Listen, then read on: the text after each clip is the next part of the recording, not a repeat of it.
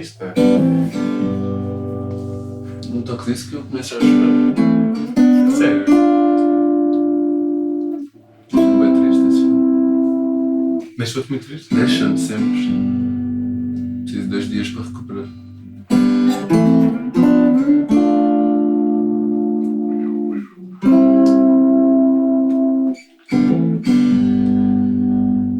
Essas bichas campestres. Tudo mal hoje. Mas mal, me caguei.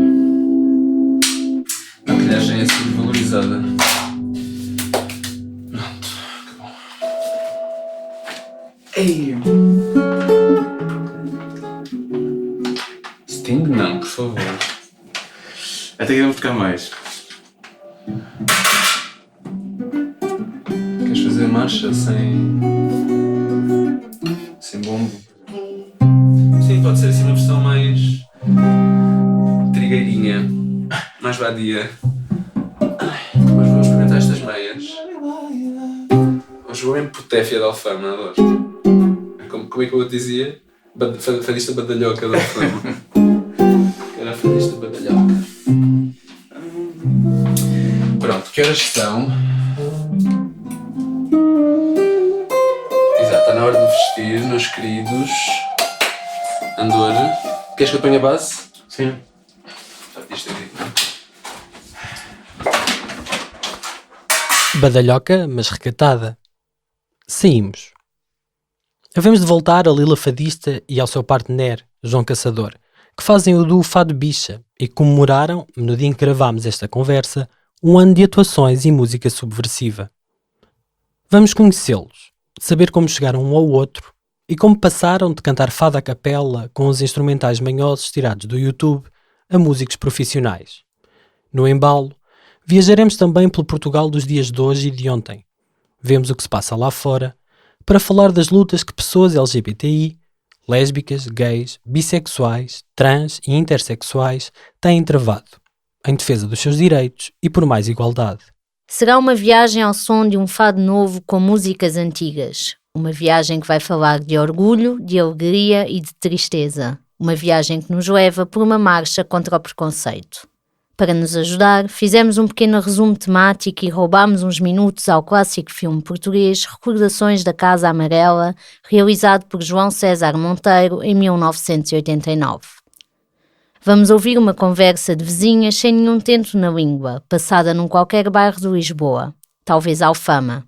Se estiverem com crianças por perto, tapem-lhes os ouvidos.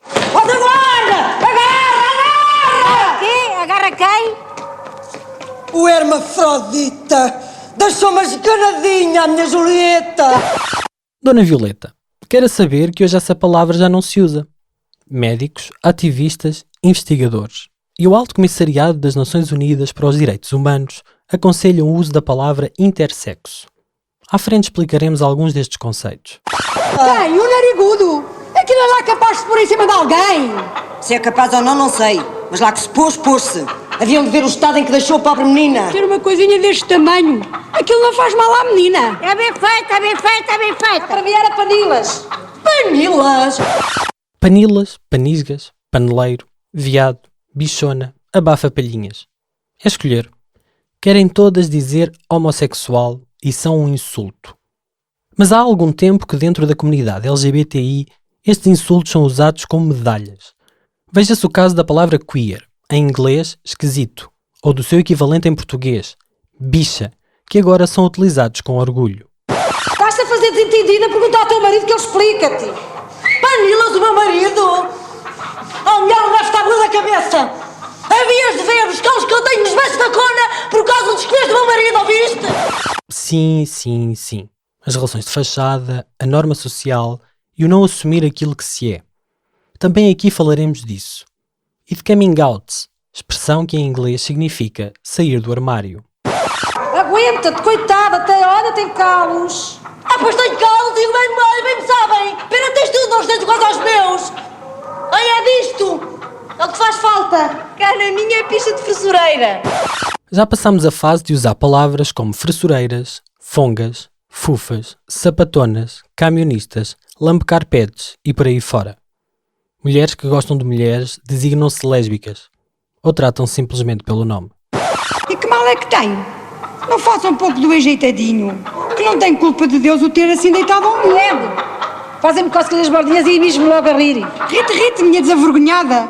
Juras que estás melhor servida lá em casa? Cada qual come do que gosta. Gostos não se discutem. Não basta se ficar bem no fundo a cantar de galo e depois... Garganta! Oxalá que o teu galo não se murcha a crista.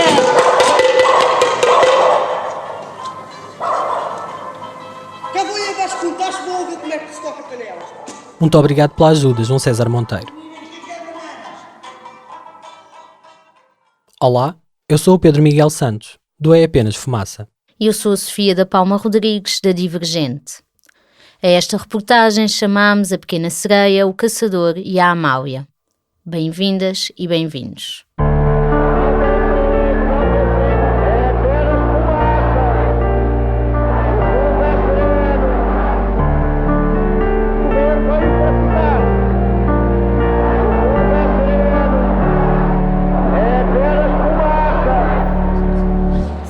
Podemos ligar, liga-lhe lá. Já está.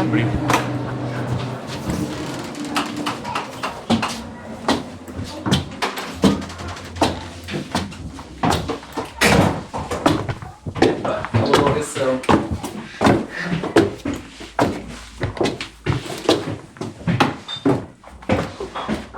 Isto com os fones eram... Bem-vindos. Tiago, Toda armada? Não, exato, hoje venho e fico Olá, um adoro. Bem-vindo. Tudo bem? Sim, contigo. Fixe, estamos aqui, está uma tranquilidade. É, janelas duplas. A casa está uma confusão, principalmente o meu quarto e a cozinha, e vamos mudar amanhã. Há já algum tempo conhecíamos Fado Bicha. Amigos comuns, vídeos nas redes sociais, presenças em bares e festivais. A ida ao programa 5 para a meia-noite, na RTP1, com a apresentadora Filomena Cautela. Agradecer também o convite para estarmos aqui. Queríamos dizer que viemos porque era contigo. Oh, eu sou uma bicha, sabes? Eu juro que sou. Eu juro, e com muito orgulho. Eles já andavam há uns tempos nos espaços alternativos da noite lisboeta. Mas, mais do que falar do seu trabalho artístico, quisemos perceber quem eram estas duas pessoas que ousaram pegar nas letras e músicas da canção indie de Portugal e cantar os amores e desamores das vidas LGBTI. O que os movia? Com que linhas se coziam? Acompanhámos dois concertos da dupla formada pelo vocalista Tiago Lila, ou melhor, Lila Fadista, 33 anos, e pelo guitarrista João Caçador, de 28. Estivemos no antes, no durante e no depois das subidas a palco, nos locais onde costumam cantar. A 5 de maio, no 49, Bar da Galeria Zé dos Bois, no bairro Alto em Lisboa, onde atuam uma vez por mês, aos sábados. No dia 11 de maio, data em que celebravam um ano de fadistagem, o palco foi o mesmo onde estão de 15 em 15 dias.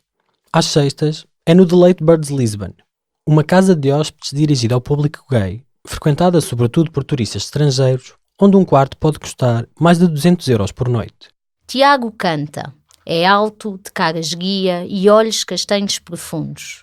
Tem quase 2 metros e o cabelo vai variando a cor ao sabor da vontade. Ora loiro, ora verde, ora azul, ora sabe-se lá. Tem uma tatuagem no braço, de uma corça, a evocar o triângulo cor-de-rosa invertido que os homossexuais eram forçados a usar nos campos de concentração nazis. Usa barba e tem as maçãs do rosto avermelhadas, como um menino tímido. É formado em psicologia, pondera as palavras, reflete enquanto fala, mas é também expressivo, exaspera-se, suspira, duvida. Tiago é Lila, Lila é Tiago, uma pessoa, várias facetas e um sobrenome profecia, que parecia adivinhar-lhe a fluidez no seco. Quando te vestires, como é que queres que trate por Lila? Sim, acho que sim. Não tenho assim uma cena mega rígida, nem em relação ao género, ao artigo. Eu sou Tiago Lila, né? Portanto é mesmo o meu nome, que é o meu apelido, mas também é um nome próprio de mulher, né? Então acho que de certa forma já estava escrito na cédula de nascimento. Mas sim, quando estou vestido é Lila. Mas amigos meus já me chamam Lila normalmente. E E para ti é tranquilo? Agora sim. Quando eu era mais pequeno, o nome Lila foi muito usado contra mim. Lila, Pila, Larila, pronto, imaginas. Então eu não detestava ter esse nome, para já porque era diferente e pronto, e não só era diferente, como era um nome muito peculiar, muito feminino, etc. Portanto eu detestava o nome. Mas agora uso com orgulho. Mas mesmo quando eu entrei para a faculdade era assim, a minha relação com o meu nome não era muito pacífica. Sim, pelas piadas. Pelas piadas, e sentia-me, por exemplo, podia ser um nome super fora, sei lá, tipo... Enfim, há nomes, apelidos super fora, né? Mas Lila, de por cima, relacionava-se com uma fragilidade minha, né? Que era a feminilidade, que era a homossexualidade, etc. Então parecia que era uma maldição. Eu senti que era uma maldição. Porra, tinha mesmo de chamar... Não bastava ser, tinha de me chamar Lila, que era para ser logo super óbvio e as pessoas terem... Quando era novo, claro. João toca guitarra elétrica. Tem o ar e a descontração de um galã discreto que finge não saber partir corações. Cabelo e barba aparados, calças justas e afuniladas, camisa ou blazer a fazer pandan com os sapatos. Quando ele sorri, enche uma divisão. Boca grande, lábios grossos, dentes brancos. O homem ri e contagia o ambiente de boa disposição. Esconde o nervosismo de estar a ser entrevistado com cordialidade e humor. Estudou jazz, passou pelo hot club, toca fado tradicional em casas de fado tradicionais. Mas também canta. Lançou no início do ano o fado Amor Sem Lugar, com música de Mário Lajinha. Orgulha-se de si e do caminho que tem feito. Falo convicto. E provocas também. Exatamente. Não estás à espera sentado que isso aconteça. Claro Tu, sim. em particular. Sim. Faço uma espécie de confrontação à espera disso. O que é provocar? Tu é que fazes, diz lá. Faço. Sim, tipo, Não, provocar, quer que venhas, ou pões os temas em cima de não escondes. Exatamente. Eu acho que a melhor forma, para mim, a minha opinião, de fazer um coming out é ser assertivo e estar munido completamente de argumentos, de ser forte argumentativamente com os nossos pais. Ou seja, eu chegar a casa, eu sou um homem homossexual e ser homossexual é isto e isto. Porque muitas vezes as palavras que eles têm associadas, por exemplo, se eu dissesse mãe, eu sou gay, provavelmente eu estou a dizer uma coisa e a minha mãe está a ouvir outra coisa completamente diferente. Porque a concepção da palavra gay para ela é uma coisa que não está muito longe da realidade. Que ela não sabe bem o que é ser gay, acha que ser gay está relacionado com drogas também. Disse-te ela isso? Não, mas eu consigo perceber pela percepção dela, não é? Ela não tem nenhum amigo gay, por exemplo. Não... Há toda uma construção em relação a palavras, tão especialmente estas, tão discriminadas, não é? Ou tão suscetíveis de discriminação que existe hoje, não é? Está associado, eu faço muitas vezes, eu faço voluntariado nas escolas, onde vou falar sobre bullying, sobre questões LGBT. E a primeira dinâmica é, põe no quadro a palavra gay e peço aos miúdos do nono ano, imaginem, 120 miúdos do nono ano, a dizerem palavras sinónimos para gay. E então é só insultos, basicamente. É bicha, paneleiro, florzinha... Bicho é um insulto. Pode ser, sim. Pode ser. Mas tu levas como insulto? Depende. As palavras podem ter conotações, ou podem ter... Tem tudo a ver com a forma como são ditas. Pode ser ou pode não ser. Tu falavas da tua mãe, e não sei se do teu pai também se entra na história, mas como é que tu lhes contaste? Como é que fiz o meu coming out? Eu já estava a preparar há algum tempo, porque acho que o coming out, no meu caso, é uma coisa que se vai construindo, é uma energia que se vai criando de cá dentro, que chega um dia em que a pessoa diz, já chega, não aguento mais. E só esperei que a minha mãe fizesse a pergunta certa para lhe poder responder. E eu lembro-me que fui fazer um espetáculo e éramos 5 músicos, e cada músico podia levar um acompanhante. Eles levaram as namoradas e eu levei a minha mãe. E ela perguntou-me, então, mas porquê é que não trouxeste nenhuma rapariga, não tens nenhuma namorada, nenhuma rapariga? Disse, mãe, não, imagina se eu não gostasse de raparigas, gostasse de rapazes. Pronto, depois daí foi o drama. Só que a seguir, e acho que é muito importante isso, e é quase um conselho que eu possa dar e que dou sempre aos miúdos quando faço isso. Se alguém tiver necessidade de fazer um coming out, que se muna dos melhores argumentos possíveis. Disse logo à minha mãe, não é responsabilidade tua, por exemplo, tirar-lhe a parte da Culpabilização. Exatamente, dizer foi alguma coisa que eu fiz de errado, foi a primeira coisa que eu disse, não teve nada a ver contigo. Já há estudos científicos que não têm nada a ver com a educação, pode ter a ver com o meio ambiente, mas não está ligado com a educação, não foi por nada que tu fizeste. Existem imensas pessoas, não é uma coisa que eu possa mudar, é uma característica minha, e começando a desconstruir. Também quase a autodesculpares-te por aquilo que eras com a tua mãe? Autodesculpar-me, como assim? Quase a querer justificar, Não, quase mais, como parece- se fosse uma coisa errada? Não, era mais exatamente o contrário, explicar que não era uma coisa errada e que não havia culpa para ser aplicada nem a ela, nem a mim, nem a ninguém. Era uma coisa que era uma característica, como ser canhoto, ou como ser... E no fundo estávamos a falar de amor só, e da forma de me ligar com as outras pessoas, de afetos e de sexualidade, sim. Mas achas que para as pessoas, para a tua mãe, para o teu pai, para as mães e pais de cada um de nós, é tão óbvio assim dizer que duas pessoas que são percepcionadas como sendo dois homens que se amam e que isso é amor? Não, porque eles associam a palavra amor à ideia de duas pessoas do mesmo sexo biológico estarem juntas. Exatamente, e foi esse o meu trabalho no coming out, isso mesmo, porque eles são de outra geração completamente diferente da nossa, onde não existiam, na nossa havia poucas referências musicais, artísticas, poéticas, literárias, de romances, de relações de amor entre dois homens, quanto mais para eles, que se têm de uma geração ainda mais distante disto que a nossa. Psicólogo do namorico do André.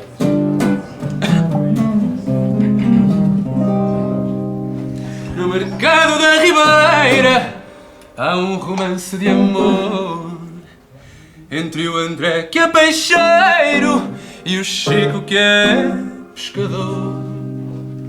Sabem todos que lá vão que o André gosta do Chico. Só o homem dele é que não consente no namorico quando ele passa por ele. O André sorri descarado, porém o Chico à cautela não dá trela, nem diz nada. Que a mãe do André quando calha, ao ver que o Chico se abeira, por dar cá aquela palha, faz tremer toda a ribeira. Namoram de manhãzinha e da forma mais diversa, dois caixotes de sardinha são dois dedos de conversa. E há quem diga a boca cheia que depois de tal banzé o Chico de volta e meia prega dois beijos no André. Quando ele passa por ele, o André sorri descarado, porém o Chico à cautela não dá trela nem diz nada. Que a mãe do André quando calha, ao ver que o Chico se abeira, por dar cá aquela palha, faz tremer toda a ribeira. Oi!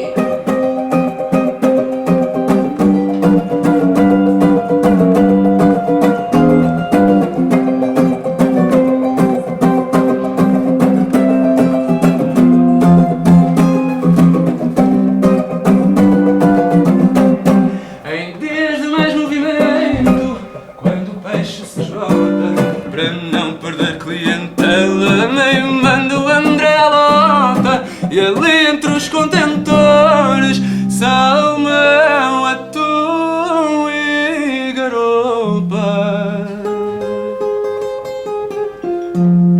Dá-se o André aos amores, mais Chico, menos roupa. Quando ele passa por ele, o André sorri descarado, porém o Chico à cautela não dá trela nem diz nada. Que a mãe do André quando calha, ao ver que o Chico se abeira,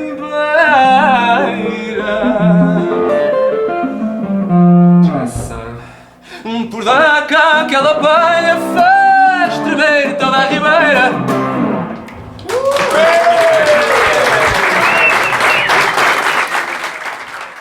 Não admira que por esse país fora, até há pouco tempo, fosse difícil alguém assumir-se como não heterossexual. Até 1982, ser homossexual era crime em Portugal. Sim, até 1982. 3 anos antes de Tiago nascer.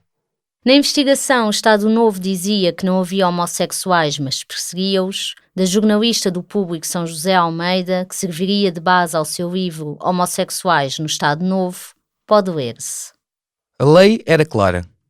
A homossexualidade começou a ser punida pelo Código Penal a partir da revisão de 1886, através dos artigos 70 e 71, que perdurarão quase 100 anos, até 1982. Sem nunca mencionar a palavra, prescreve-se que aos que se entreguem habitualmente à prática de vícios contra a natureza passam a ser aplicáveis medidas de segurança, como o internamento em manicômio criminal, internamento em casa de trabalho ou colónia agrícola, liberdade vigiada, caução de boa conduta e interdição do exercício de profissão. Nos dias 23 e 24 de abril de 2004, debateu-se no Parlamento a 6ª revisão constitucional. Entre várias mudanças, a Constituição da República Portuguesa passou a incluir a orientação sexual como fator de não discriminação. O número 2 do artigo 13, princípio da igualdade, lê-se agora assim. Ninguém pode ser privilegiado, beneficiado, prejudicado, privado de qualquer direito ou isento de qualquer dever em razão de ascendência, sexo, raça, língua, território de origem, religião, convicções políticas ou ideológicas, instrução, situação económica, condição social ou orientação sexual. Mas nem isso chegou para que o Código Penal deixasse de ter artigos discriminatórios e inconstitucionais. Só 3 anos mais tarde, em 2007, na sua 23ª alteração, o documento foi extirpado de preconceito e passou a tratar da mesma forma pessoas heterossexuais e homossexuais no que diz respeito ao direito penal. Foi eliminado o artigo 175, que punia de forma mais dura os atos de abuso sexual de menores quando estes eram de natureza homossexual. E incluiu-se, no novo crime de violência doméstica, os casais do mesmo sexo. O ódio baseado na orientação sexual passou também a ser circunstância agravante de crime, como já acontecia antes com delitos de ódio baseados na raça ou na religião. Talvez seja por isso que ainda hoje tanta gente tenha dificuldade em assumir publicamente relações amorosas e afetivas com pessoas do mesmo sexo. Então, para todos os machos sigilosos, para todos os straight acting que há nesta sala, que eu sei que há, para todos os mask to mask, para todos os casados discretos, aqui está a vossa crónica. Estás a 100 metros de mim, no Cristo Rei, não mando fotos assim, pois não sou gay, só quero experimentar novos desejos, mas sem nos vermos, pouco dizermos e nada de beijos. De quem eu gosto é da minha namorada. Vai entender, ela não pode saber de nada. Não mandes mais mensagens que eu vou apagar no Grindr. De quem eu gosto é da minha namorada. Ontem foi mesmo resvés, mas ela não viu. Não pode haver mais cafés junto do rio. Para de falar de amor. Eu não sou mau. A culpa disto, digo e insisto, é do meu pau. De quem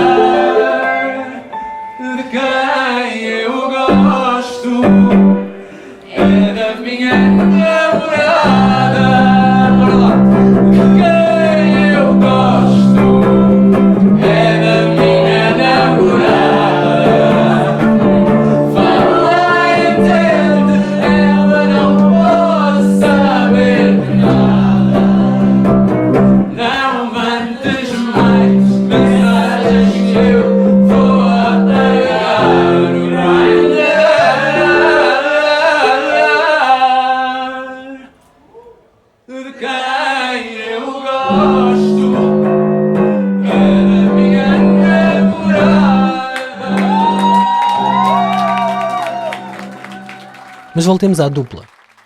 Conheceram-se por acaso. Foi fado. Lila fadista, bicha ativista, diz a tradição. Eu fui uma noite de bebedeira sozinho para o bairro Alto e conheci o Paulo. O Paulo também faz transformismo e é um ativista pelas causas do HIV e do seropositivismo e tudo mais.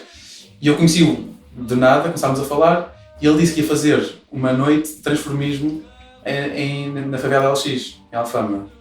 Para eu ir ver e convidou-me no Facebook e quando naqueles eventos do Facebook aparecem vídeos de outras atuações que aconteceram lá. E vi um vídeo do Tiago, que tinha feito 2 atuações.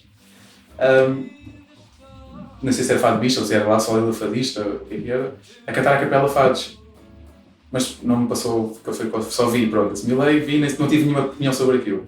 Quando fui ver o Paulo, e quando vimos tudo, eu disse, vi uma coisa muito engraçada, que era o Lila Fadista, que cantava Fado. Eu disse, sim, ela está aqui. E esse meu amigo disse, o primo não disse para tocar com ela, diz, mas vai, marca um ensaio, não sei o quê. Quando ele chegou, eu perguntei-lhe, queres marcar um ensaio? Marcámos um ensaio, e o primeiro ensaio que nos encontramos, não nos conhecíamos lado nenhum, mas para o trabalho dele, onde ele trabalhava, no bairro Alto, fizemos um ensaio, e a partir daí foi completamente irmãs, amigas, whatever. Lila, BFFs. podes chegar aqui? Falámos logo tudo, dos amores, das traições. Sim, no primeiro dia, logo? Logo tudo. Foi ali Quando, super amigas. quando João foi ter contigo e te perguntou se queriam ensaiar, tu achaste que ele estava a engatar? Deixa-me só buscar... Não, claro que não. Primeiro eles chamam super gato. Verdade ou mentira? Verdade, que já me disse. Não achei nada. Não achaste super gato? Não, isso achei. Sabe, mas deixa-me eu poupar o meu guitarrista. O quê? Que eu vou comer o meu guitarrista. Só sabia isto um bocadinho, acho que dá-me faz muito barulho, não é? Estás aí com a vento? Não, eu fiquei excitadíssimo porque... Pronto, o João já deve ter dito, não é? Eu fazia aquilo à capela e assim com os instrumentais manhosos que eu encontrei na internet. Portanto, aquilo era mesmo completamente experimental. E pronto, e era giro e tal, e eu gostava, mas claramente não era uma coisa que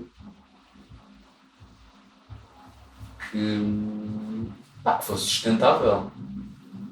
Dava-me prazer e as vezes que fiz foi fixe, mas claramente aquilo podia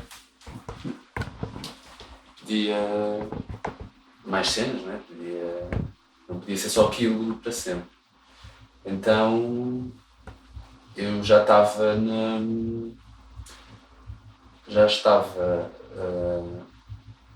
convencido que ia procurar um guitarrista que quisesse tocar comigo. Mas ainda não tinha começado à procura, achava que ia ser muito complicado, porque eu tinha pensado num guitarrista mesmo de guitarra portuguesa ou de viola de fato, e achava que ia ser impossível encontrar alguém que quisesse tocar comigo. E a primeira vez que nos encontramos, depois ação, pronto, então canta lá. Lembras-te disso? Então canta lá. E eu fiquei cheio de vergonha. E não quis cantar. Fizeste uma birra? Não fiz birra. Estava também por todo lado. Mas estava assim, estava bem nervoso. Estava só a adiar. Então vamos ver os fados. Mas vamos não sei o quê. Vamos ver os fados. E depois quando do género, pronto, acabamos o ensaio e podemos ir embora. Então ficar a fazer o quê? Exato. Pronto, e depois cantei. E aí já era Fado Bicha ou era só a Lila que estava a falar com o João? Não, o Fado Bicha até foi antes do João, porque era o nome dos eventos no Facebook. Que foste tu que criaste? E eu criei. Portanto, logo o primeiro evento que eu fiz chamou-se logo Fado Bicha. E depois... Pronto, depois nós começámos... E depois até foi em Bruxelas que nós definimos, não foi? Que disseram que nós não pensamos falar o nosso nome e não sei o quê. Não, temos uma banda. Como é que se chama a banda? Ele quis chamar-se Lila Caçador, não é? Lila Caçador. Eu queria, era uma ideia. E eu assim, não, vai ser. É o Fado Bicha que é composto pela Lila Fadista e o João Caçador. Sim, é Lila e o Caçador.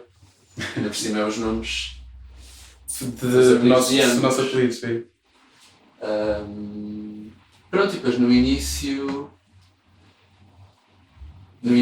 ele tocava algumas músicas Mas eu continuava a cantar algumas à capela. E tu dizias, não, mas tens de continuar a cantar à capela, porque eu também venho com muito respeito, no sentido de, tipo, o projeto é teu, eu venho-te ajudar. Não, tipo, não... mas tu continuas a fazer a tua cena. É sempre assim, né? É sempre assim. Depois, quando mandar a ver, já... Era o flirt. Mas agora o projeto é vosso. Sim. Agora o projeto é nosso. Se esta união precisasse de bênção, a madrinha só poderia ser a rainha do fado. Para João, tem que ver com quebrar padrões estéticos, formais, musicais. Ou não tivesse ele a audácia de tocar fado com uma guitarra elétrica. A Amália era uma bicha gigante. Porquê? Porque ela rompeu com muitos padrões no fado também.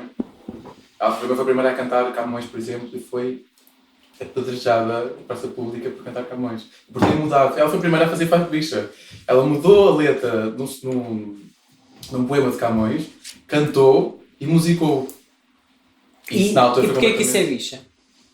É bicha porque isso que eu estava a dizer, fraturante, que corrompe com os padrões, que não se importa com aquilo. É aquilo que ela sente, é que ela faz e sabe perfeitamente estar a romper com padrões, a quebrar as regras. E era ao mesmo tempo um símbolo do salazarismo. Exatamente. Então temos uma bicha símbolo do salazarismo. Sim, é uma coisa muito controversa. Sim. Não tenho muito a dizer sobre isso. Mas a Amália foi um símbolo porque a conotaram como isso, não é? Porque no fundo eu acho que a Amália teve duas questões. Que ela teve um papel muito importante e tinha muito poder na sociedade e nunca fez nada objetivo e prático para mudar alguma coisa, para mudar o sistema. Foi uma coisa um bocadinho neutra. Mas por outro lado, e aí condena-se e é condenável, não é? Uma pessoa que teve um grande papel de decisão quase que ignorou, ou não se quis meter nessa luta, não quis agarrar essa luta e ela não foi a bicha. Pronto. Isso é assim tão verdade. Quando ela escolhe o Alain para escrever as letras, quando tu lês as letras percebes que não são nada disso que estás a dizer. Mas quando ela era questionada sobre isso, ela era perentória a dizer eu cantava isto porque eu me identificava com estas letras e não tem nenhuma conotação política, nem está nada. Ela descartava-se logo quando era questionada objetivamente sobre isso. É isso que eu estava a dizer. Ela objetivamente descartava-se de qualquer tipo de luta que fosse associada a ela e nunca associava essas canções a nada. Ela dizia, eu canto isto porque eu sinto isto. Ela dizia, eu tenho a quarta classe, eu nunca fui à escola, ela dizia um bocado assim. Portanto, eu não sei nada de política, eu não sei nada de liberdades e dessas coisas, não me quero meter isto porque eu não sei falar sobre isso. Isso não eram os que... As pessoas que a conhecem, ou os relatos, quando se fala da casa na Praia da Amália, a própria casa dela, as pessoas... Os amigos com que ela juntava homossexuais, poetas e tudo mais, só que ela juntava-se com todos, desde a direita, ou da parte mais do regime, até à parte mais livre, dos poetas e homossexuais, e do Mário dos Santos e dos outros todos. Só que é condenável no sentido, fez uma luta, mas não fez uma luta visível, com visibilidade e com uma posição perentória, fraturante. Foi aquela luta que eu estava a falar há bocadinho, que é vamos devagarinho, vamos pondo aqui umas coisinhas devagarinho, uma coisa que calma, e se me questionarem diretamente, eu fujo logo com o rabo, não quebro, não passo para a agressão, para o sangue, não é? E ela, nesse sentido, é nesse sentido que eu quero dizer. Obviamente que a Amália, e vamos lá ver, ela não tinha a responsabilidade de fazer, não é? Para Tiago, a questão é mais complexa. Vai ao âmago do seu ser e das tragédias da sua vida pessoal.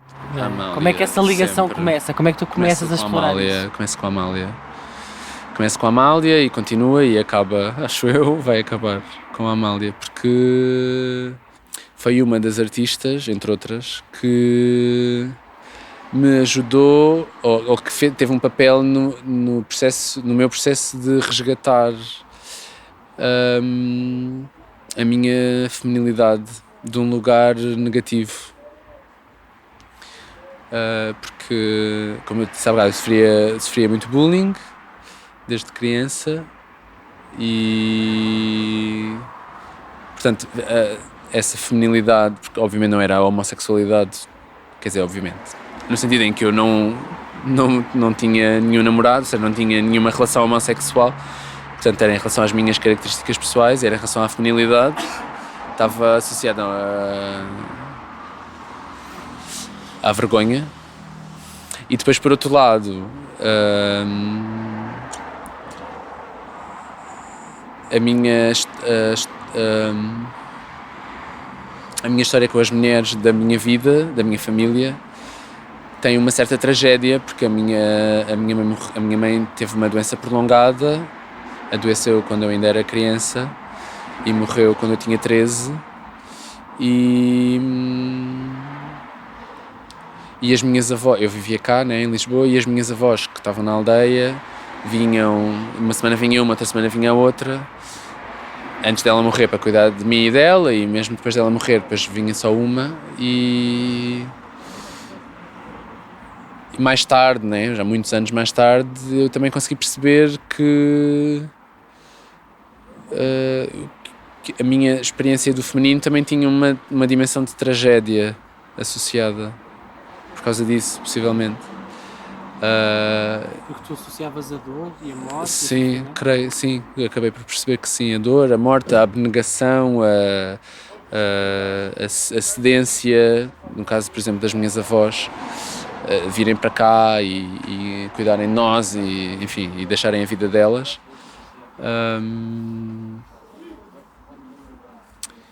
E a Amália, por ter essas dimensões também, não a vergonha, mas a tragédia,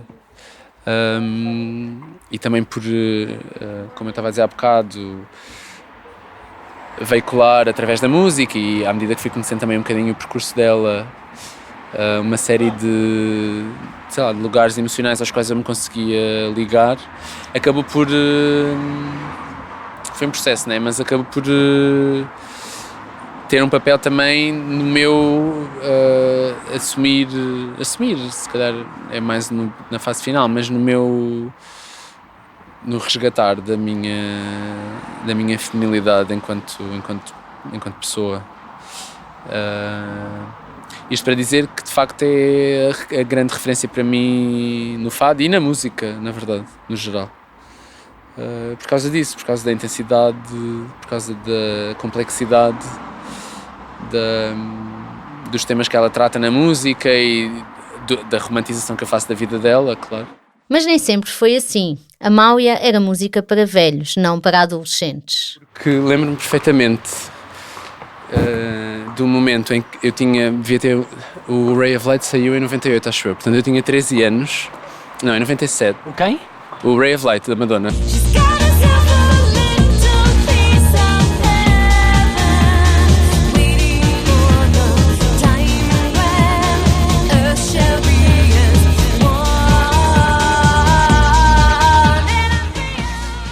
E eu comprei esse álbum e lembro-me de estar com o meu pai e dele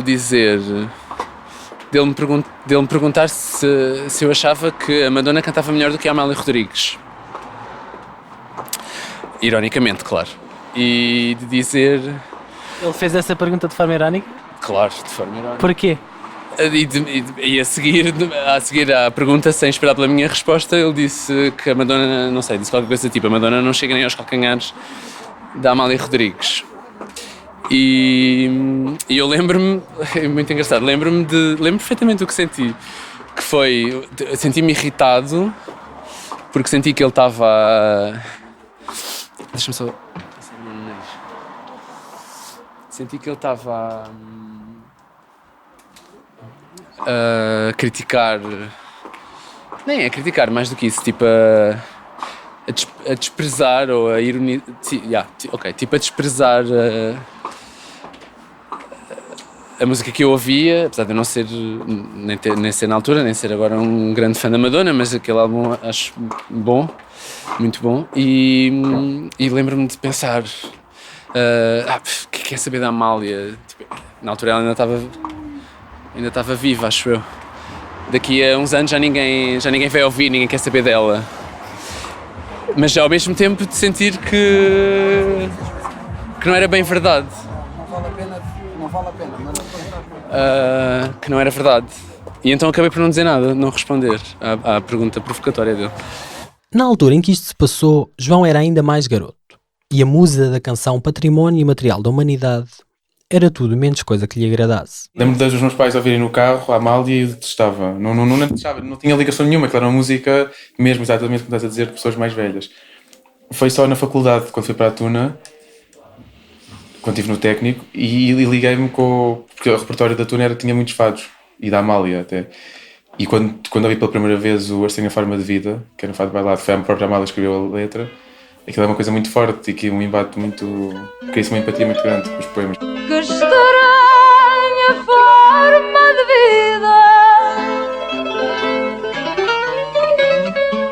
tem este meu coração.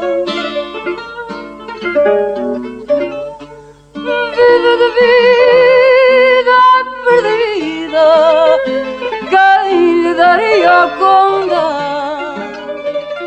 Que estranha forma de vida. Pode ser alegre, vadio, aristocrata, marialva, castiço, cantada à desgarrada, ao desafio.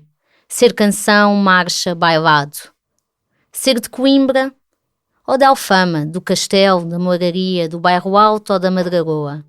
Mas o fado é sobretudo uma maneira de cantar as dores da alma, as misérias e as alegrias da vida. E pode ser triste.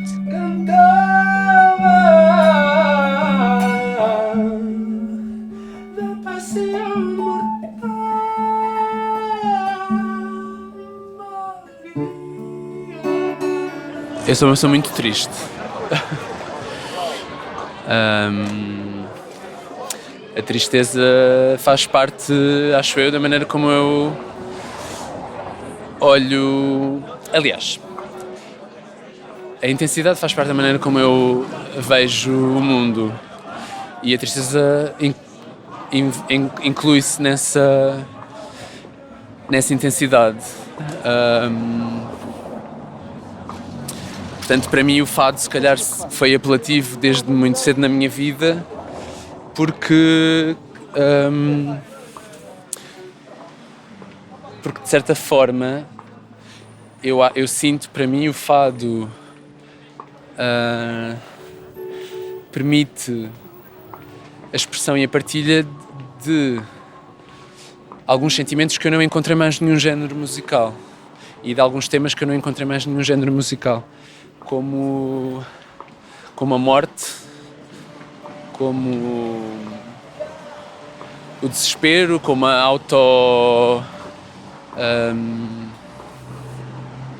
autoflagelação,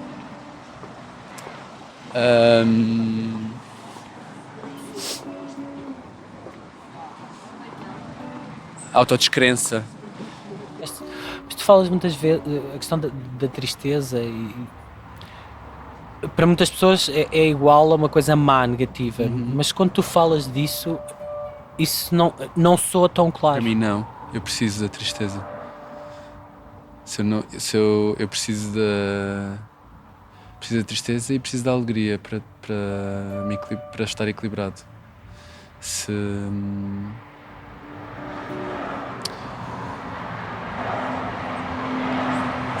Por exemplo, se eu ficar um período de tempo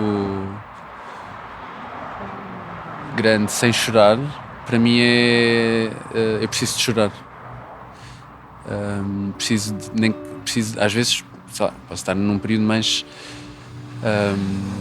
tranquilo, mais positivo da minha vida e durante uma série de semanas não me sentir triste ativamente em relação à minha vida, embora haja sempre coisas para ir buscar. Mas preciso de pegar num livro, preciso de ver um filme, preciso de ouvir uma música que me faça chorar. Mas é só a maneira como eu sou, não, é mesmo assim. E as pessoas que não conseguem experienciar e viver a tristeza,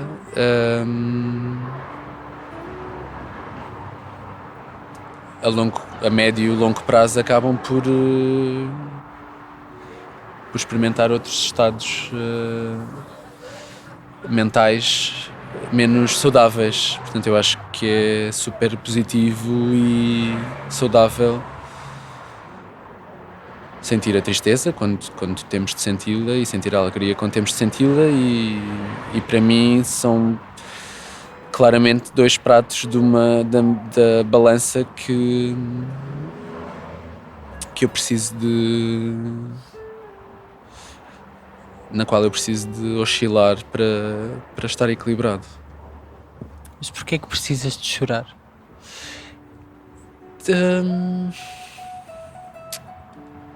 Não sei, às vezes tenho saudades de chorar. Às vezes, tipo, sei lá, várias vezes já me aconteceu a perceber, já não choro há 2 semanas. Eu digo, quando é que foi a última vez que eu chorei? Foi há 2 semanas. Que saudades de chorar. É um bocado parvo, mas às vezes sinto isso, que saudades de chorar. Pronto, e depois às vezes não faço nada com isso. E outras vezes, mais tarde nesse dia, por exemplo, mas eu não, tipo, às vezes vou ao YouTube e vou procurar um vídeo. Há algumas coisas que me fazem sempre chorar. Por exemplo? Acho que tenho um bocado de vergonha de dizer. Não é nada elaborado, nem...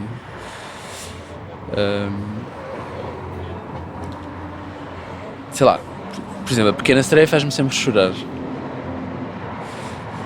É um dos meus filmes preferidos e emociona-me e faz-me sempre chorar. E às vezes já aconteceu ir ao YouTube e pôr o vídeo da Pequena Sereia e choro. Porquê que A Pequena Sereia te faz A Pequena Sereia faz-me chorar porque na verdade é uma história de emancipação. E é uma história de diferenciação de uma pessoa em relação, neste caso é uma adolescente, de uma adolescente em relação ao seu pai, e faz-me chorar porque a minha própria história pessoal tem alguns paralelismos com isso, né? Como eu disse, a minha mãe morreu e antes de morrer esteve muito doente durante muitos anos. Portanto, a minha relação com o meu pai é uma relação... A minha relação com a minha mãe é uma relação parental idealizada. E trágica. A minha relação com o meu pai é a relação parental principal na minha vida e é uma... Bem, ainda é, mas muito menos do que já foi, uma relação problemática e difícil. Portanto, a Pequena Sereia, a história da Pequena Sereia, enquanto ela é uma sereia e apaixona-se, enfim, o motivo é um bocadinho... Não me identifico com o motivo, ou seja, ela quer ser humana porque se apaixonou por um humano e não é por aí. Mas ela quer ser humana, ou seja, ela quer ser uma coisa diferente daquilo que o pai dela é, daquilo que era esperado que ela fosse. E toma uma série de decisões erradas para atingir esse objetivo e finalmente, depois de todas essas decisões e depois de tudo o que acontece, o pai entende-a e aceita que ela quer ser uma coisa diferente daquilo que ele é e daquilo que ela queria daquilo que ele queria que ela fosse. E é uma história semelhante com a minha história com o meu pai e com a história de muitas pessoas LGBT com os pais. Mas na minha história com o meu pai, porque ele obviamente queria que eu fosse uma coisa diferente, não só em relação a ser homossexual, mas em relação a muitas outras características e pronto, e a história da Pequena Sereia emociona-me por causa disso, porque me revejo nela de alguma forma.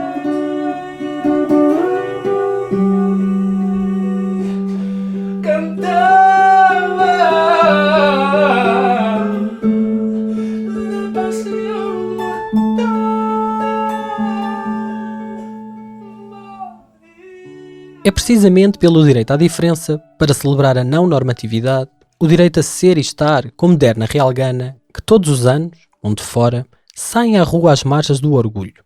E em Portugal, há cada vez mais locais a celebrarem a diversidade. A 19 de maio, saiu-se pelos direitos LGBTI, pela primeira vez na história, em Faro e em Bragança, onde Tiago e João foram cabeças de cartaz. Nós vamos a Bragança porque é a primeira vez que vai acontecer lá, que é uma cidade do interior, porque quisemos fazer parte disso e quisemos também porque nós queremos muito cantar fora de sair de Lisboa e cantar por todo o país. Acho que para mim isso é muito importante, eu quero fazer isso. Acho que vamos trazer uma coisa diferente, acho que vamos trazer um espaço, ou vamos possibilitar, espero eu, ou vamos tentar possibilitar espaços que em grande parte do país não existem, e nem que seja por 2 horas. E eu quero muito fazer isso.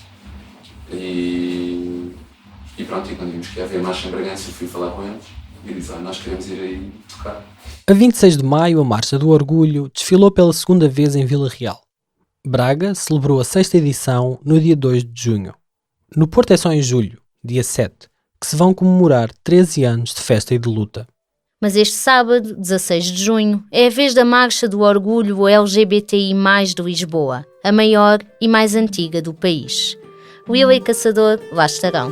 Lisboa cheia de cor, terra de tremor a cada junho. Cascatas de purpurinas, perucas são crinas e alto o punho. É dia de vir cá para fora, aqui e agora, pôr o pé no mundo. Tirar a bandeira do armário, é comunitário, num clamor rotundo. Direitos iguais, são muitas as cores desta minoria. Em cada esquina amigas, novas e antigas, mil bichas em euforia. Política na rua, a minha voz e a tua, exaltação e barulho. Nós existimos, amamos e sorrimos, é a marcha do orgulho. Megafone apontado ao povo e ao Estado em vários graus. Trazemos um carnaval do príncipe real até às naus. É todo o alfabeto, desde o discreto à mulher trans. E só assim é urgente, com toda a gente, e mais os pais e as mães. Direitos iguais, são muitas as cores desta minoria. Em cada esquina amigas, novas e antigas, mil bichas em euforia. Política na rua, a minha voz e a tua, exaltação e barulho. Nós existimos, amamos e sorrimos, é a marcha do orgulho.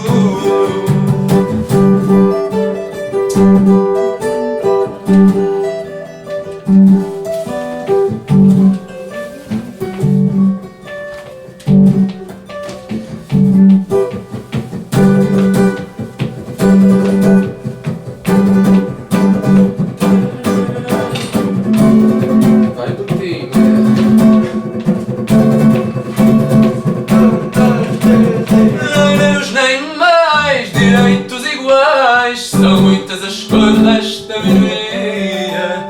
Em cada esquina amigas, novas e antigas, mil bichas em euforia. Ei, política na rua, a minha voz e a tua, exaltação e barulho.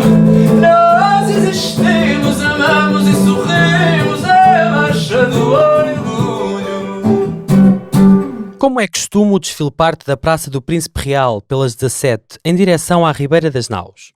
O manifesto este ano tem como título Saúde das pessoas trans, autodeterminação e respeito, medicina sem preconceito. E a mensagem vai direitinho ao Presidente da República, Marcelo Rebelo de Sousa, que recentemente votou as alterações à Lei da Identidade de Género, aprovadas no Parlamento. Lê-se: com o veto do Presidente da República, tememos que estas garantias não nos sejam dadas num futuro próximo. Continuamos a marchar para que a autodeterminação seja um direito consagrado para todas as pessoas. Para que as pessoas intersexo vejam os seus corpos protegidos. Para que todas as pessoas tenham direito à autonomia do seu corpo. Jovens com menos de 16 anos e pessoas sem nacionalidade portuguesa continuam fora desta lei. Falta remover a referência ao sexo nos documentos de identificação. Falta reconhecer identidades fora do binário mulher-homem. Garantir o reconhecimento do nome social. Continuar a combater a transfobia e a violência cotidianas sobre as pessoas trans. Continuar a ocupar o espaço público é resistir.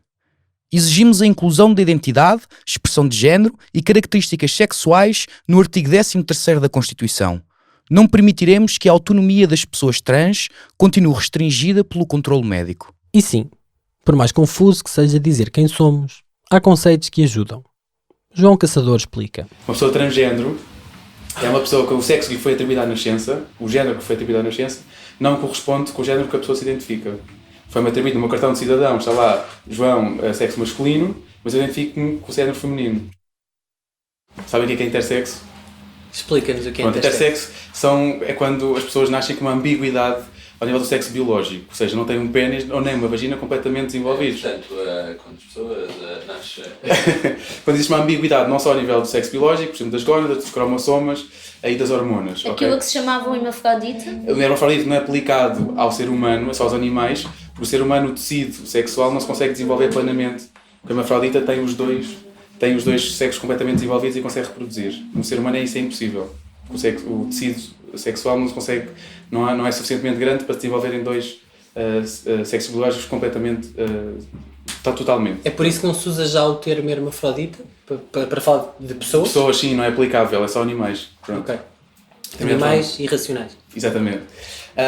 E as pessoas intersexo são isso, por exemplo, pode-se nascer com um pênis e depois por dentro ter um útero, por exemplo. E muita gente só descobre isso, por exemplo, na autópsia. Depois de morrer, quando vão fazer a autópsia, descobre. Ainda há pouco tempo saiu as notícias de um chinês que tinha um pênis e que todos os meses tinha sangramento, sangrava do pênis, descobriu-se que tinha um útero e tinha menstruava. Pronto.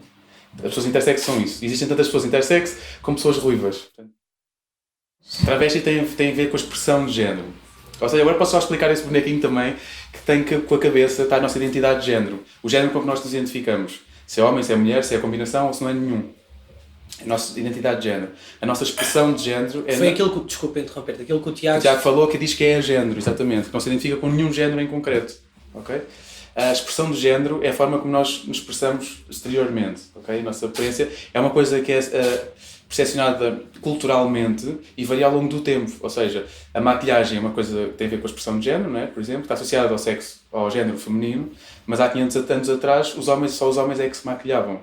Okay? Portanto, é uma coisa que é variável ao longo do tempo, a expressão do género. É por isso que diz que é cultural. Exatamente, e varia também no espaço. Se em África, os homens têm brincos e colares, e aqui, se um brinco é associado a uma coisa feminina. Okay? The Stonewall Bar was right in the center of where we all were. We were at the back of the room. The police started coming in, raiding the bar. First police officer that came in with our group said the place is under arrest. When you exit, have some identification. This time they said we're not going. That's it. Foi um acontecimento em particular, passado no outro lado do Atlântico, que fez de junho o mês das celebrações da comunidade LGBTI, como ouvimos no excerto do documentário Stonewall Uprising. Corria à madrugada de 28 de junho de 1969 e a noite seria divertida e extravagante, como sempre, no Stonewall Inn, um bar em Nova York, nos Estados Unidos da América. Música, álcool, drogas e muita gente fora da norma coloriam o dia e a noite no bairro de Greenwich Village. A polícia, que controlava todas as atividades ilegais da área, apareceu para uma das habituais rusgas. Voltou a bater e a prender na clientela habitual. Gays, lésbicas, transexuais, pessoas travestidas, imigrantes, negros. Mas nessa noite teve resistência. Várias drag queens negras e mulheres trans levantaram-se contra a violência policial e enfrentaram as autoridades. O rastilho pegou e não mais deixou de arder. Nos dias seguintes, houve protestos, confrontos e motins que juntavam cada vez mais gente e tinham o apoio da comunidade local. The 1969 Stonewall riots in New York have been remembered as the beginnings of gay militancy. A Batalha de Stonewall, como ficou conhecida, é um dos marcos do movimento global de luta pelos direitos e defesa das pessoas LGBTI. Na verdade, não foi o primeiro. Em 1966, também nos Estados Unidos, mas na cidade de São Francisco, do outro lado do país, houve confusão à séria. Aconteceu no bairro de Tenderloin, uma área de drogas e prostituição controlada e gerida pela polícia local. num dos poucos sítios onde gays, lésbicas, mas sobretudo travestis e pessoas trans se reuniam em segurança, o snack bar Gene Compton's. Mas a polícia fazia rusgas constantes, espancava e humilhava as pessoas queer. Num dia de agosto desse ano, não se sabe ao certo qual, as bichas esfaretaram-se e ripostaram, atacaram a polícia e começaram a partir tudo. Como conta o documentário Screaming Queens: The Riot at Compton's Cafeteria. Said the fighting started when a policeman grabbed one of the queens and she threw her coffee in his face. Someone had thrown coffee in his face and there was tables turned over. Compton's erupted. People started throwing everything they could get their hands on at the police. Este é o primeiro registro noticiado de uma revolta espontânea contra a brutalidade policial. Como aconteceria mais tarde, em Stonewall, foram os mais à margem. Pessoas trans, travestis, gente que se prostituía e drogava, a revoltar-se contra a violência e exploração que a polícia fazia das suas vidas e dos seus corpos. Foram os não normativos a exigir respeito. E em Portugal, é também pelas marchas do orgulho que tem passado uma parte importante da pressão política que nos últimos anos trouxe para a lei algumas das reivindicações da comunidade arco-íris. Como o casamento entre pessoas do mesmo sexo, aprovado na Generalidade no Parlamento a 8 de janeiro de 2010. Proposta de lei 7 do Governo permite o casamento civil entre pessoas do mesmo sexo. Votos a favor.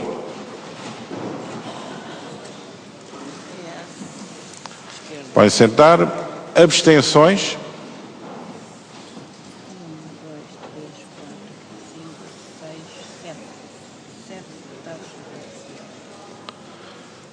Vai sentar. Aprovado. Votos favoráveis PS, Bloco, PCP, PEV. Contra restantes bancadas. Abstenção 7 deputados do PSD e 2 deputadas do PS. Contra. Avançou em direto para o Palácio de Belém para ouvirmos a declaração de Cavaco Silva, que vai começar A Assembleia da República aprovou no passado mês de fevereiro uma lei que permite o casamento civil entre pessoas do mesmo sexo. É de lamentar que não tenha havido vontade política para alcançar um consenso partidário alargado sobre matéria de tão grande melindre, de modo a evitar clivagens desnecessárias na sociedade portuguesa. Concretos dos portugueses. Há momentos na vida de um país em que a ética da responsabilidade tem de ser colocada acima das convicções pessoais de cada um. Assim, decidi promulgar hoje a lei que permite o casamento civil entre pessoas do mesmo sexo. Obrigado. A lei entraria em vigor no dia 5 de junho desse ano. 2 dias depois, Teresa Pires e Helena Paixão, que durante anos deram a cara por esta luta, casavam. É de minha livre vontade casar com Teresa Maria Henriques Pires. Teresa Maria Henriques Pires, é de sua livre vontade casar com Helena Maria Mestre Paixão? A resposta. É de minha livre vontade casar com Helena Maria Mestre Paixão. Helena Maria Mestre Paixão, está ótimo. Muito bem. Helena e Teresa ficam na história como as primeiras pessoas do mesmo sexo a casar-se em Portugal, numa conservatória do registro civil. Declaro, em nome da lei da República Portuguesa, que estão unidas no casamento. Estão casadas uma com a outra. Mas a lei do casamento trazia em si uma contradição discriminatória. Vedava aos homossexuais casados o direito de adoção. Foi preciso esperar mais 5 anos e um braço de ferro político entre o Parlamento e o Presidente da República. Só em novembro de 2015, a Assembleia aprovou a mudança na lei que Cavaco Silva viria a vetar 3 meses depois. Mas a história não terminaria aí. O Parlamento Português confirmou na quarta-feira, por maioria absoluta, as leis vetadas no final de janeiro pelo Presidente da República, Cavaco Silva, sobre a adoção por casais homossexuais e as alterações à lei do aborto. O chefe de Estado é agora obrigado pela Constituição a promulgar as leis que vetou. Desde 1 de março de 2016, que qualquer pessoa solteira, casada ou unida de facto pode adotar uma criança. Por isso é que acho que as marchas são tão importantes, por exemplo, a marcha do orgulho, que é muitas vezes criticada e tudo mais, mas é o único dia do ano em que eu posso sair à rua, e a rua é a mesma rua, e estar vestido como eu quero, como me apetecer, da expressão de género que me apetecer, e sem ter medo de sofrer represálias, ou de dar a mão sem ter medo e tudo mais. Tu Isso é tens tão medo de libertador. dar a mão ainda hoje? Não é medo, não te chamava medo, mas pudor, se calhar. Depende da pessoa com quem esteja. Mas porquê que dizes que é esse o único dia? O que é que te impede de fazê-lo nos outros dias todos? É exatamente isso, o medo de sofrer represálias, de ninguém gosta de ver olhares, de ver alguém, outras pessoas a falar e tudo mais, não é? Isso tudo faz parte, causa sofrimento. Nunca foi por passo a passo, ou seja, dizer, olha, nós queremos acabar com a escravatura, vamos lá ver-se, foi através de muito sangue, através de muita luta. As mulheres, o voto não foi através da conversa, vamos devagarinho, com calma, tentar normalizar o voto da mulher, foi através de luta, de manifestações, de choque. E eu acredito que historicamente é isto que está mostrado, não é? Todas as revoluções, as manifestações, os fins das ditaduras nunca acabaram de forma pacífica e devagarinho. Foi sempre através do choque. E os nossos direitos da comunidade LGBT, acredito só, infelizmente, não é porque eu quero que seja assim, infelizmente, historicamente, a história mostra-nos que foi sempre através de sangue e de luta e de choque e de visibilidade e de não ter medo. E não ir essa história de ir muito devagar, tentar normalizar, pelos vistos nunca levou nada. Nunca levou as mulheres ao voto, nem o fim de escravatura, nem nada. Então, a solução é andar à porrada? Não foi isso que eu disse. Mas historicamente a violência ajudou sempre muito. Isto é histórico, não sou eu, não é a minha opinião. Historicamente a violência, infelizmente, fez parte sempre dos direitos humanos e da conquista de direitos humanos. Sim, Will e Caçador são ativistas, e são fadistas, e são bichas. Fado bicha é só um exercício artístico que nós nos reconhecemos, não? Mas que obviamente que fica associado a uma carga de responsabilidade, porque não carregamos, mas sentimos toda uma comunidade, uma representatividade, quase que uma missão disso mesmo, sim. Falaste no exercício artístico. Para ti o fado bicha é arte, é ativismo ou é ambos? É ambos. Eu acho que é isso que lhe acrescenta valor, juntar a arte com o ativismo. Sempre tive essa postura, essa perspectiva, todos os projetos artísticos, desde quadros a música, a livros, quando tem um lado ativista, que causa muito, porque é um acrescento à arte. Acho que o papel da arte é criar mudança, é criar inquietude, inquietação. E o fado bicha é isso que queríamos, que não é isso que faz, e acho que isso é espetacular. E depois, a nível pessoal,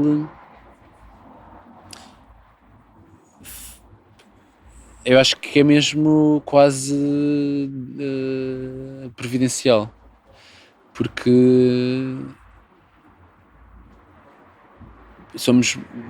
eu digo muito esta palavra e ele ri-se, somos muito alinhados. Somos alinhados em relação a muita coisa, em relação àquilo que queremos do projeto, coisas que queremos do projeto, posturas na vida, tornámos-nos muito íntimos muito rapidamente e sem nunca ter havido tensão sexual, o que é ótimo. E para além das coisas em que somos muito alinhados e que temos a mesma ideia em relação às coisas, depois há coisas em que não temos, mas em que ele me desafia ou em que eu o desafio a ele, e que aprendemos um com o outro. É uma relação muito...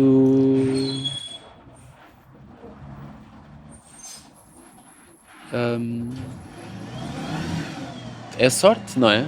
Acabarmos por ser as pessoas que são muito diferentes, mas ao mesmo tempo têm tanto em comum. E ao mesmo tempo têm tanto em comum e apoiamos-nos muito um ao outro, mas também nos desafiamos muito um ao outro musicalmente. Eu sinto que o desafio musicalmente com a minha falta de formação e de regras, se calhar, E ele desafia-me também a nível de contextos, porque se calhar eu sou um bocadinho mais rígido em relação a contextos e conceitos. E ele diz, não, mas vamos experimentar, e depois se não nos sentimos bem não repetimos, por exemplo, em relação ao Late Birds.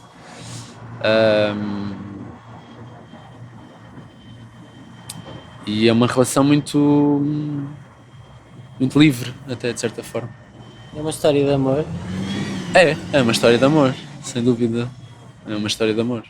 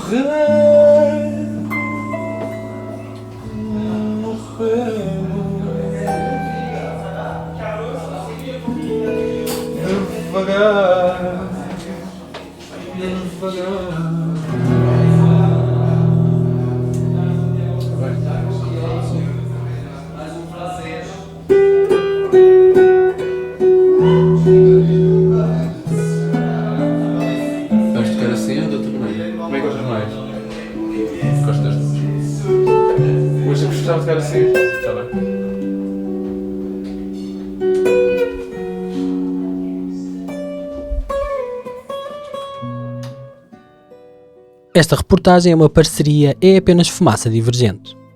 Foi feita por mim, Pedro Miguel Santos, e pela Sofia da Palma Rodrigues, que escrevemos e editámos os textos. A reportagem fotográfica, que podem ver em apenasfumaca.pt ou divergente.pt, é do Diogo Cardoso e do Ricardo Venâncio Lopes. A edição de som é do Bernardo Afonso. A música do genérico é dos Lotus Fever. Durante este episódio ouviste também Marcha do Orgulho, Namorico do André, Crónica de um Mais Discreto, Lila Fadista, Cucurrucucu Paloma e Meu Amor, pelos Fado Bicha. E também Ray of Light de Madonna e Estranha Forma de Vida de Amália Rodrigues. As notícias são da SIC, da TVI e da Euronews. O É Apenas Fumaça é produzido por Bernardo Afonso, Frederico Raposo, Maria Almeida, Pedro Zuzarte, Ricardo Ribeiro, Sofia Rocha, Tomás Pereira, Tomás Pinho e por mim, Pedro Miguel Santos. Ouçam mais episódios em apenasfumaca.pt ou no iTunes, SoundCloud, YouTube, Comunidade Cultura e Arte, RUM, Rádio Universitária do Minho, Rádio Alma Bruxelas, Shifter e também noutras aplicações de podcasts. Até já!